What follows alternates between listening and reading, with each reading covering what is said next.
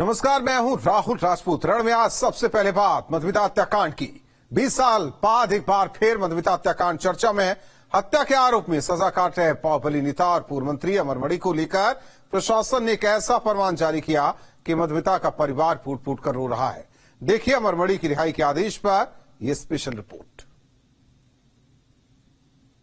हम पूरे देश की महिलाओं से ये बात कहते हैं कि कभी भी इंसाफ हिंदुस्तान में मत मांगना, वरना हमसे ज्यादा मेहनत कोई इंसान नहीं कर सकता। सुप्रीम कोर्ट में फूट फूट कर रोती जिस महिला को आप टीवी स्क्रीन पर देख रहे हैं, वो निधि शुक्ला है, कवित्री मधुमिता शुक्ला की बहन, जिसकी हत्या आज से 20 साल पहले 2003 में कर दी गई थी। बहन की हत्या में शामिल अमर मणि और पत्नी मधुमणि की रिहाई रोकने के लिए निधि शुक्ला सुप्रीम कोर्ट तक गई, लेकिन सुप्रीम कोर्ट ने रिहाई पर रोक लगाने से इनकार कर दिया, जिसके बाद कोर्ट परिसर में ही निधि शुक्ला फूट फूट कर रोने लगी, जबकि भाई विजय शुक्ला को यकीन नहीं हो रहा कि अमर मणि त्रिपाठी की रिहाई होने वाली है। बात यह है कि 20 साल हमको हो गए। 20 साल बहुत होते हैं। हमने सब कुछ अपना छोड़ दिया सिर्फ इस बात के लिए कि मधुमिता केस में इंसाफ हो जाए। अब करीब 2 महीने से हम उत्तर प्रदेश प्रशासन को, गवर्नर साहब को, सभी को ये अवगत करवा रहे हैं, उनको सूचना दे रहे हैं कि साहब कोई निर्णय मधुमिता केस में मत करिएगा कि आपके दरवाजे पे सजा माफी के लिए आया है, ये गलत आया है, क्योंकि ये जेल गया ही नहीं और इसकी सुनवाई अगस्त में है। ये सबको पता होने के बाद भी 24 अगस्त की रात में भ्रष्ट अधिकारियों ने रिपोर्टें बनवाई और इसको रिहा करने का आदेश कर दिया गया। अब बहुत दुख है और आज समझ में आता है कि निधि ने इंसाफ के लिए 20 साल अपने जो लगाए, उसकी बहुत बड़ी बेवकूफ़ी थी। उसको ऐसा नहीं करना चाहिए था। और हम लोगों का जीवन एक बेकार की संघर्ष यात्रा में व्यर्थ हो गया। इंसाफ की रक्षा इस हिंदुस्तान में नहीं की जा सकी। चंद्रयान चंद्रमा पे तो जरूर पहुंच गया, लेकिन आम आदमी को मिला इंसाफ रसातल में पहुंच गया। मधुमिता की जब हत्या हुई तब उनकी उम्र महज 17 साल थी और वो वीर रस की कवियत्री थी और उनकी कविता में इतनी धार थी कि देखते ही देखते पूरे देश में छा गई। बड़े बड़े कवि सम्मेलन में उन्हें बुलाया जाने लगा और उसी दौरान वो अमर मणि त्रिपाठी के संपर्क में आई। लेकिन 9 मई 2003 में लखनऊ में निशादगंज स्थित पेपर मिल कॉलोनी में मौजूद घर में ही गोली मारकर उनकी हत्या कर दी गई। अमर मणि त्रिपाठी का यह घर हुआ करता था। उत्तर प्रदेश की राजनीति में सबसे बड़ा चेहरा और पूर्वांचल के बाहुबली अमर मणि त्रिपाठी को बीते कई वर्ष से 20 साल बाद जेल की सलाखों से बाहर निकलने की बात कही जा रही है। एक वक्त ऐसा था कि यूपी में उनके नाम की तूती बोलती थी। अमर मणि का नाम यूपी के बाहुबली नेताओं में आता था। पूरब से लेकर के हर तरफ उनकी छाप दिखती थी।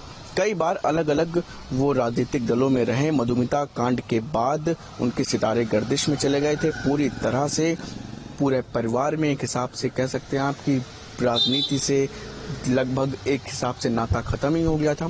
मधुमिता हत्याकांड में 2007-8 के आसपास से पूरी घटना हुई थी, जिसके बाद अमर मणि और उनकी पत्नी को दोषी करार दिया गया था। आजीवन कारावास की सजा सुनाई गई थी और लगभग 20 साल के आसपास की सजा लगभग दोनों ही पति पत्नी दंपत्ति काट चुके हैं। हत्या का आरोप लगा यूपी के एक बाहुबली नेता और पूर्व मंत्री अमर मणि त्रिपाठी और उनकी पत्नी पर। दोनों पर केस चला, अदालत में दलीलें दी गई, फिर कोर्ट से दोषी ठहराए गए और उम्र कैद की सजा मिली। लेकिन 20 साल के बाद एक ऐसा फरमान गोरखपुर जेल पहुंचा, जिसके बाद लखनऊ से लेकर दिल्ली तक सियासी संग्राम छिड़ गया। इस वक्त हम बीआरडी मेडिकल कॉलेज के प्राइवेट वार्ड के बाहर खड़े हैं और ठीक इसी प्राइवेट वार्ड के फर्स्ट फ्लोर पर अमर मणि त्रिपाठी और मधुमणि त्रिपाठी भर्ती हैं। उनका इलाज चल रहा है। देर रात गोरखपुर प्रशासन को इनके रिहाई के आदेश मिले। डीएम गोरखपुर और एसएसपी गोरखपुर के पास ये आदेश पहुंचा। उसके बाद डीएम गोरखपुर ने जिला प्रशासन को रिहाई के जो फाइल है, जेल प्रशासन को रिहाई की फाइल तैयार करने के लिए कहा।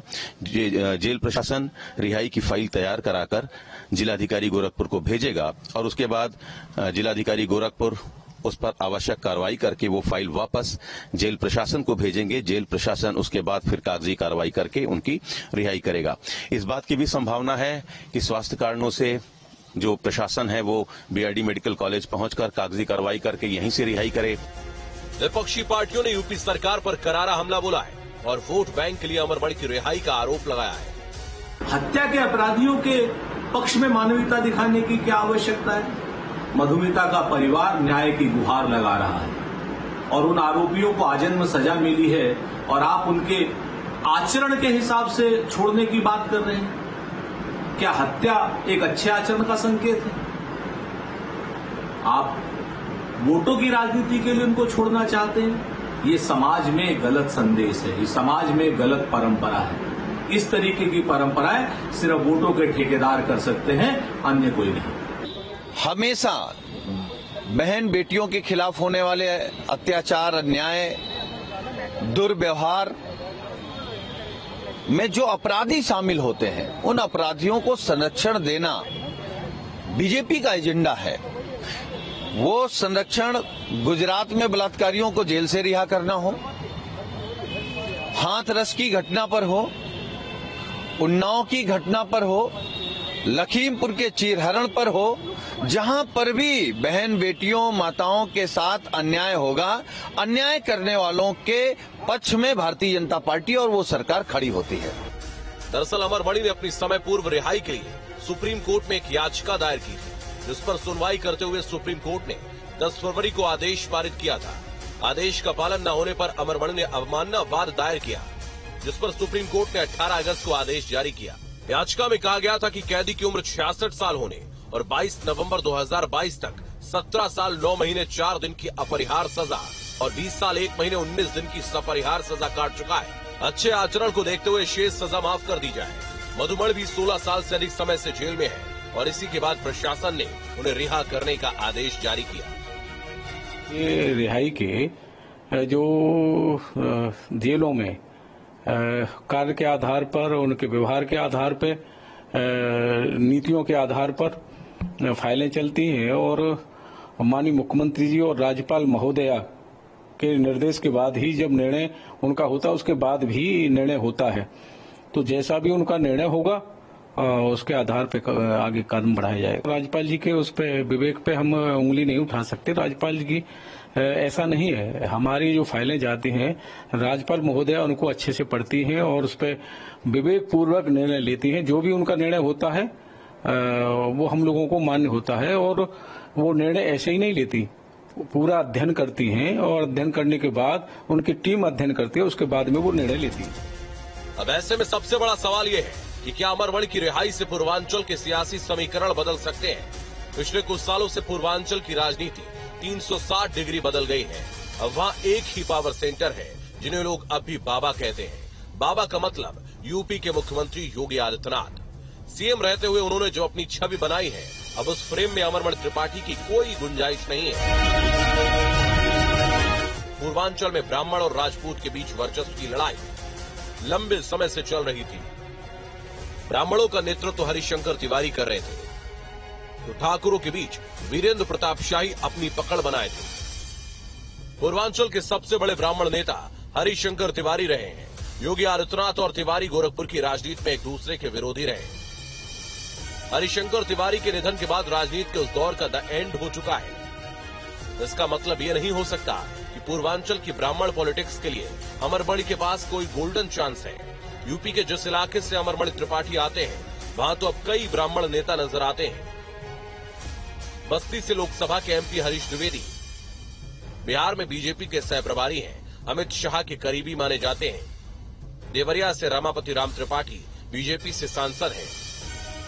वे बीजेपी के यूपी प्रदेश अध्यक्ष रह चुके हैं। पड़ोस में कुशीनगर में बीजेपी के सांसद ब्राह्मण समाज से हैं। उनका नाम है विजय दुबे। और इसके अलावा नई पीढ़ी में पत्रकार से बीजेपी विधायक बने शलभमणि त्रिपाठी की भी चर्चा होने लगी है। लेकिन पूर्वांचल की सियासत में अभी भी 90 के दशक जैसी ब्राह्मण सियासत नजर नहीं आ रही। अमरमणि अब 66 साल के हो गए हैं। अमरमणि महाराजगंज जिले के नौतनवा सीट से 4 बार विधायक बने। उनके बेटे अमनमणि भी 2017 में इसी सीट से निर्दलीय विधायक चुने गए थे, पर 2022 का चुनाव वे हार गए। सियासत की तासीर ही ऐसी है कि नेता कभी खत्म नहीं होता, वो फिनिक्स की तरह कभी भी जिंदा हो सकता है। अमरमणि वाली किताब में नए पन्नों के जुड़ने की संभावना तो बहुत कम है, लेकिन पूर्वांचल की सियासत अब ओबीसी के इर्द गिर्द सिमट गई है। संजय निषाद और ओपी राजभर जैसे ओबीसी नेता उभरे हैं जो बीजेपी के सहयोगी दल के तौर पर हैं। ऐसे में अमरमणि त्रिपाठी क्या ब्राह्मणों की सियासत को नई जान दे पाएंगे? गोरखपुर से अमर, लखनऊ से शुभम पांडे और दिल्ली से अवनीश के साथ टीम न्यूज स्टेट।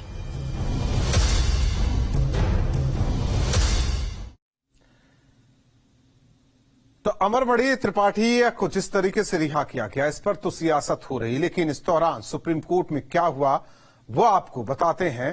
जिस तरह से लगातार अमरमणि त्रिपाठी की जेल से रिहाई के आदेश उसे लेकर एक बार फिर सुप्रीम कोर्ट निधि शुक्ला पहुंचती हैं। जेल में अच्छे आचरण को लेकर रिहाई का दरअसल आदेश दिया गया था और फिर इसी वजह से रिहाई मिली। आजीवन कारावास की सजा में अमरमणि को राहत मिली है।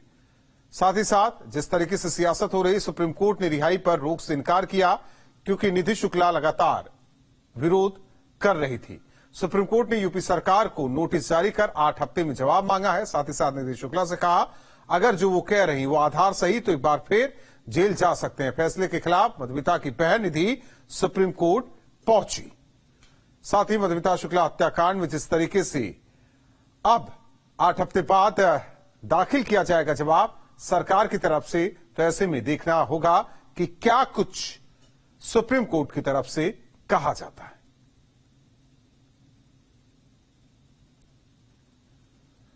बढ़ते आगे, यूपी की 80 लोकसभा सीट में से सबकी नजरें अमेठी सीट पर टिकी है। 2019 में कांग्रेस का किला ढाकर स्मृति ईरानी ने यह सीट बीजेपी के झूले में डाल दी।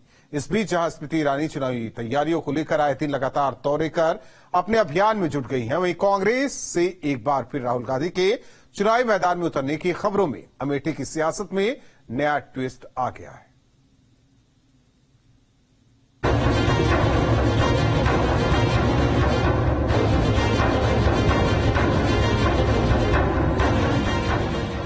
बिल्कुल राहुल गांधी अमेठी से लड़ेंगे। अमेठी के लोग यहां आए हैं। राहुल गांधी के एक बार फिर से अमेठी से लोकसभा चुनाव लड़ने की सियासी सुगबुगाहट के बीच अमेठी में सियासी फिजा बदली सी है। कांग्रेस नेता कार्यकर्ता अभी से चुनावी रणनीति बनाने में जुट गए हैं। वहीं दूसरी ओर केंद्रीय मंत्री और अमेठी सांसद स्मृति ईरानी भी इस वक्त अपने संसदीय क्षेत्र में तैयारियों में जुट गई है और इसी को लेकर स्मृति ईरानी लगातार अमेठी के दौरे पर है।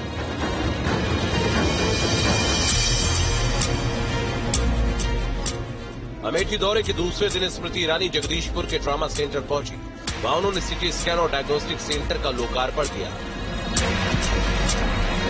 लोकार्पण के बाद जनता को संबोधित करते हुए स्मृति ईरानी ने अमेठी में हुए विकास कार्यों को लेकर कांग्रेस पार्टी पर जमकर तंज कसा। एक वक्त था जब अमेठी में डेल्टा उड़ान भरते थे और आज ये वक्त आया है कि देश और विदेश की सबसे बड़ी एयरक्राफ्ट कंपनी अमेठी में स्वास्थ्य के प्रति और छोटे बच्चों की शिक्षा के लिए योगदान देने आए हैं। ये वो लोकसभा क्षेत्र है जिसमें भले ही कांग्रेस का सांसद रहा, सपा के विधायक रहे, लेकिन आज तक कभी भी न मेडिकल कॉलेज आया, मेडिकल कॉलेज तो छोड़िए, कभी ऑक्सीजन का प्लांट तक नहीं लगा। डायलिसिस के लिए लोगों को लखनऊ जाना पड़ता था। आज प्रधानमंत्री जी के आशीर्वाद से डायलिसिस की व्यवस्था है। आज प्रधानमंत्री जी के आशीर्वाद से कैंसर स्क्रीनिंग की व्यवस्था है। मोदी योगी राज में न सिर्फ ट्रॉमा सेंटर बल्कि रेफरल का काम भी यहाँ पर तेजी से हो रहा है। कांग्रेस पार्टी पर स्मृति का हमला यही नहीं रुका।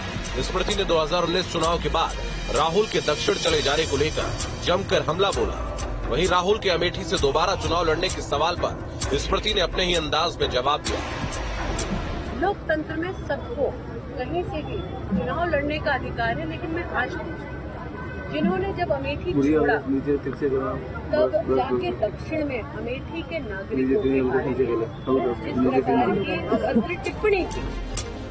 इस बीच स्मृति ईरानी ने एक बार फिर से खुद को अपनी पार्टी का कार्यकर्ता और राहुल गांधी को कांग्रेस पार्टी का मालिक बताया। एक वक्त था जब कुछ लोगों ने अपनी राजनीतिक उड़ान अमेठी से भरी थी। मैं किसी बड़े राजनीतिक घराने से नहीं, सामान्य परिवार की महिला हूँ। क्या गांधी परिवार को ये लगता है कि अमेठी का 5 लाख किसान अपना सालाना 6,000 रुपया छोड़ देगा मात्र इसलिए ताकि गांधी खानदान का नाम चमक सके? क्या गांधी परिवार को ये लगता है कि अमेठी में 90,000 परिवारों को जीवन में पहली बार घर मिला, घर की चाबी मिली? क्या 90,000 लोग अपना घर त्याग देंगे मात्र इसलिए कि गांधी परिवार का घर बच सके? क्या अमेठी में आज 3 लाख लोगों को जीवन में पहली बार शौचालय, आपको लगता है वो अपना शौचालय इसलिए छोड़ देंगे अमेठी में ताकि गांधी परिवार चमक सके? उधर 2019 लोकसभा चुनाव परिणाम की बात करें तो बीजेपी प्रत्याशी स्मृति ईरानी ने करीब 54,000 वोटों से राहुल गांधी को मात दी। साल 2019 के लोकसभा चुनाव में स्मृति ईरानी के हाथों राहुल गांधी की पराजय से पहले अमेठी लंबे समय तक नेहरू गांधी का किला रहा है। राहुल गांधी 3 बार अमेठी से सांसद रह चुके हैं और यही नहीं, राहुल से पहले सोनिया और राजीव गांधी ने इस क्षेत्र का प्रतिनिधित्व किया था। ऐसे में अगर राहुल गांधी एक बार फिर से अमेठी के रण में उतरेंगे तो मुकाबला दिलचस्प होना तय है। Team news escape.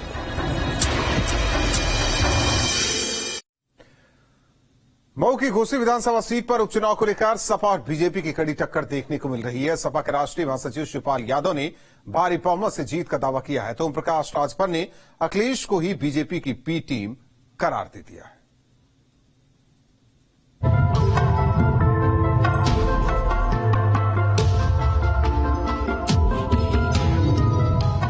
भाजपा का बी टीम समाजवादी पार्टी है।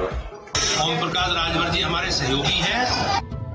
तो सुना आपने, एसबी अध्यक्ष ओम प्रकाश राजभर को, जो समाजवादी पार्टी के अध्यक्ष अखिलेश यादव को ही बीजेपी की बी टीम बता बैठे हैं। तो भूपेंद्र सिंह चौधरी ने राजभर को ही पार्टी का नेता मानने से इनकार कर दिया।